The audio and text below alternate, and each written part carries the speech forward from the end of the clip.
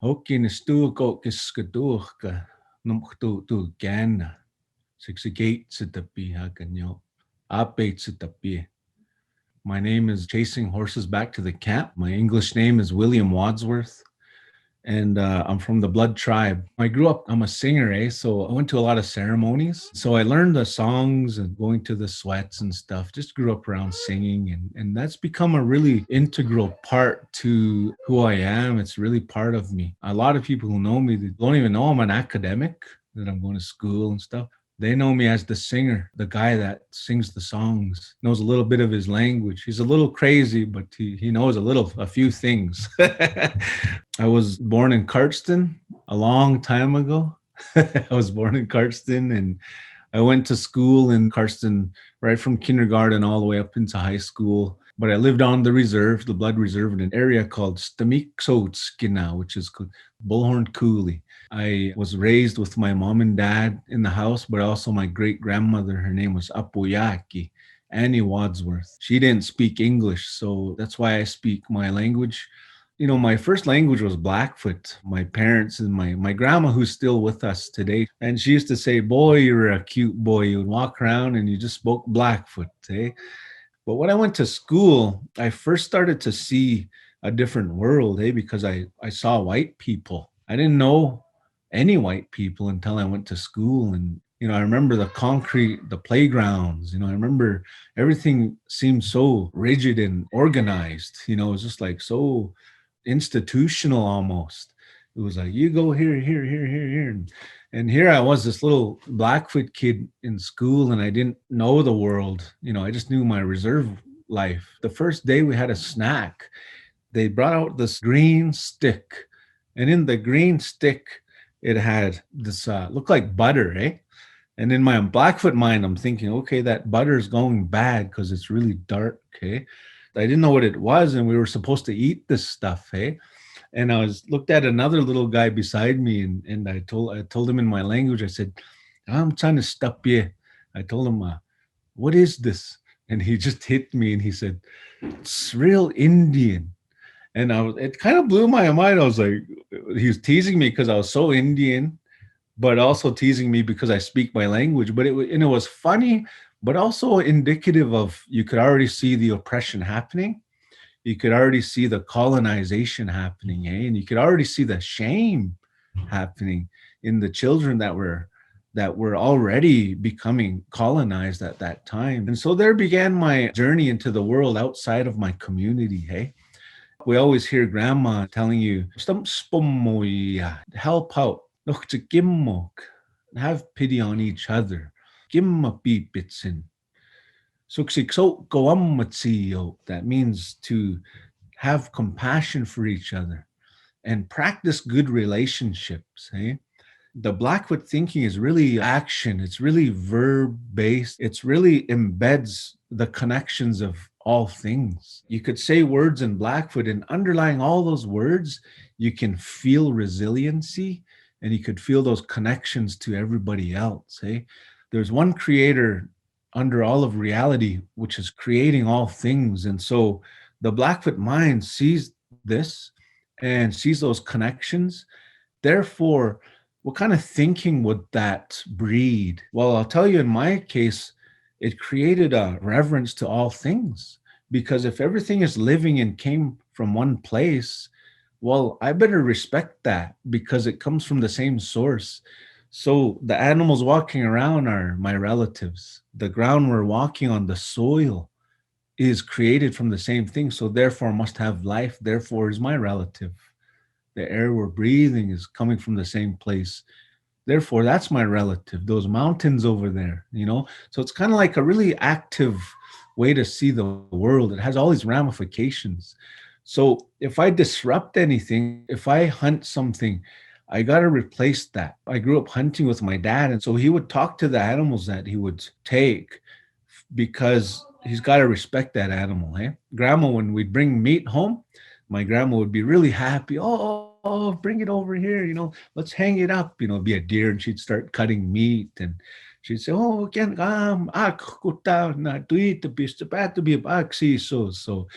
I'm gonna give some of this meat to the creator, to the source of life, and to the other animals. And so she'd pray and put tobacco out, and then the meat, and she'd pray and she'd actually give it back to the universe, you know? Think of it, you're a child and you're seeing this really resilient, you know, that we don't quit. She would always say, "Mininawa matskochs, mina matskochs." That means do not quit. Regardless of anything that could happen in your day, anything, death could happen, sickness could happen. She was embedding that teaching within the family. You know, she's saying, we've been through waves of pandemics in the past. We're still here. We've been through addictions. We've been through all these things and we're still here, and we're going to keep going, and we're still Blackfoot. Say I'll be climbing up a piece of furniture and I'm 2 years old, just like my grandson. I could hear him in there. He's running around already. My grandma would say, "Nuwak, gaksinisi, gakakaks." And she was telling me, watch out. You might fall. You might get hurt. When you say gakakaks, it's kind of like you're saying you're going to get hurt, but you're also saying, when you eat food and it tastes really good, you say stunnadaxi, ikaxi. So it's kind of like she's saying you're going to get hurt. Pain is inevitable, but it's good. In the way she's talking to me, she's getting me ready for life. She's saying life will be hard. There'll be tough things to learn, but it's going to be good for you. You just become this naturally resilient person because of the language. It goes without saying, though, that there was dysfunction in my family. My mom and dad did go to residential school. They were both punished for speaking their language, and being Indian, they were punished every day and taken from their home when they were children. They endured some pretty hard things. And so as a consequence, when they got done school, all it was work. Like, I was born and raised around cows. We had cows and horses, hey? And so we'd feed animals all winter long. We'd break the ice for the cows to drink and the horses to drink in the winter time. And we'd stack bales in the fall time. And it was just ranch work. That's what I grew up around. And quite luckily, though, not everybody had cows and horses, There was hard work and good teachings in that, chopping wood and getting ready for winter time. We'd have these big piles of wood in the back of our house, and not messy piles, mind you. You should have seen my dad's stacks of wood. It was just nice. Growing up around that work environment and survival mentality, and my grandmother there always talking, always encouraging. But there was the dysfunction of that residential school, was this pesky thing that was there. And I had a lump in my throat. I didn't know why my whole life. I didn't know why until I understood the whole thing. You grow up with this beauty, but also a harsh reality of those dysfunctions, and they'd rear their ugly head once in a while in terms of abuse. And my dad drank quite a bit, but it was kind of cool that my dad, he'd get the work done. So the work ethic was always there, but every once in a while, he would leave, and then he'd come back and he'd be drunk. As a child, you get traumatized by that. Hey? And he was never violent to us as kids, hey, but he did, talk bad, and like anybody who was drinking would just be abusive, eh, and mentally abusive and whatnot. He'd come back beaten up, he'd be in fights and all that kind of stuff. So life wasn't just all sunshine and rainbows for me. There was some tough things. There was parties at my house, at our house, and I'd be hiding in the closet and hear fighting going on in the next room. And there was some dysfunction there, eh? My mom didn't drink all the while, though, which is really another thing that I was lucky to see. And but she was also, had her issues, but we made it, so to speak. We got through life. We had cattle. We survived on that, and well, they did. They fed us and kept us in a good place. The reason why I wanted to say that I had this lump in my throat is because I didn't know what it was, but when I started getting older, I went to school and I started to learn what happened to the Indigenous people, the history and the historical traumas that happened to them. Hey, and the clash of those colonial imposition systems and what they were after. Sir John A. Macdonald, all you got to do is Google what he did to the Indigenous people. He was literally trying to starve out and kill the Indians, put them in residential schools so they wouldn't know their story and their language. As I began to accumulate that understanding of what happened there, all because they wanted land and resources, when they came here, and they wrote a treaty with our people and said, sign here. We will live amongst you. We will provide to you education, health, food. We'll help you survive. We'll give you agricultural implements. And so it's like in return for them being here, they were going to provide a lot of things. And our chief of the time said, okay, well, our people are kind of starving now because by then they killed our food source, which was the buffalo. So our people were already in a beaten down state with smallpox and tuberculosis and sicknesses we weren't used to that were brought on by the settlers. We were really dwindled down, and the chief had to make a decision and sign that treaty and say, okay, well, we'll agree you live amongst us in peace. That was our perspective of the treaty, was a peace treaty. But we didn't understand the language, and the real intent behind those people was they put in the words seed and surrender. How could our people of that time understand a foreign concept of owning land? How can I own my mother I walk on that provides life for me? Water. How can I own that? Creator put this for everybody to live and sustain. And they couldn't even understand what land ownership, that concept meant, but they could understand territory. The wolves have territories. They have to survive, and they create a clan system, and they help each other, and they survive in a territory. And if anybody comes in, other wolves come into their territory, damn sure they're going to get killed or chased out. So that was our mentality: survive and sustaining and living with what Creator gave you on the territory He put you in. My grandma, who's still alive, she's 90, she says, geez, we signed this treaty with these white people. They came and they said, we'll provide to you all these things and live in peace so that we won't kill them, because we still had the might to kill, Don't get me wrong, we still had a military presence. So they said, okay, we'll sign this peace treaty. We'll smoke this pipe so that the Creator will witness our words, and we cannot lie.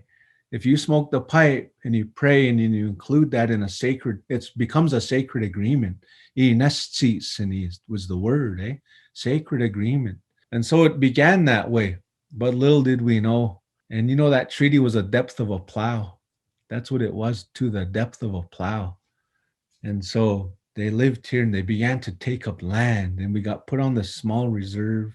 And my grandma says it kind of jokingly. She says, gee, they came here and they're supposed to live in peace, and next thing we're on this little reserve, little piece of land, and they own everything. It was just basically assumed. And from our perspective, they agreed to the sacred agreement. Creator was listening. What's going to happen? What's going to happen to them? There's in our word, is means it's kind of like what you say and what you do comes back to you in a reciprocal karma type process. And so we're like, okay, well, they didn't own up to their end of the treaty. What's going to happen to them? It's been a tough life, for most Indigenous people, because some of them can't adjust to it. They can't adjust to this world that is filled with consumerism and commodification of all things. The Indian mind is just, I need to live with and treat everybody good and help each other. That's what the language and the teachings of the Creator left us here, even though we get hated on every day. One time I was walking to the drugstore here in Lethbridge, and somebody told me, go home, Indian. I had to think, I thought I was home. But yeah, those kinds of things happen all the time, and it's still there that, it's really illogical thinking. And nevertheless, we still pray for everyone. We still have those ceremonies. We would pray for everybody, even though we're treated and mistreated like that. I think part of that word nitsokwa, I'm related to all things. It's not just human realm. I'm related to everybody and everything. I think part of that creates a thinking of responsibility. It really does hit home. It makes you feel responsible for your surroundings and everyone around you. Nitsokwa, my relatives. I think those cultural roots, being there amongst all the dysfunction, but yet there's still culture happening and language, it really helped me. Because when I grew up, when I went through hard stuff, I could just hear it in my mind. Minamatskoks, don't give up. Stami ikakima, try hard. Matestunnoa. It's kind of like we're not scared of anything, our people. We've been through hard stuff. We've been through all these bad things, but we're still here. It was really empowering, that resilience. It's something in there. Looking back, not even 100 years ago, we had a war here. Indian Battle Park. All you got to do is Google Indian Battle Park. Those very genes are still in our system, so fresh. When you talk about epigenetics, there's a mixture of trauma and warrior inside, and those were ignited along the way. Going back a little bit to understanding that history and that trauma that happened to my parents still don't say, I love you. Even to this day, they still don't hug.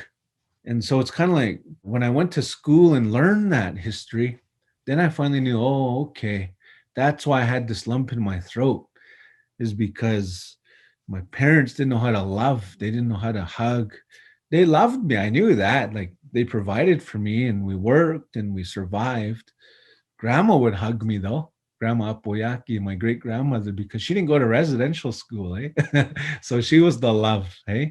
But there was always this thing in front of me and my parents is, it was tough, but they know, and I know, and us kids know that was there, and we acknowledge it, and we're trying to fix it with my wife, my family, my daughter, my grandson. I tell them I love you every day. I hug them just to get rid of that trauma, and make them live up in a beautiful, as best we can, life in this world. Hey, I have my grandson here, my daughter's here with her husband, and they're both in university. I told them, you stay with us. You don't worry about nothing. You live with us.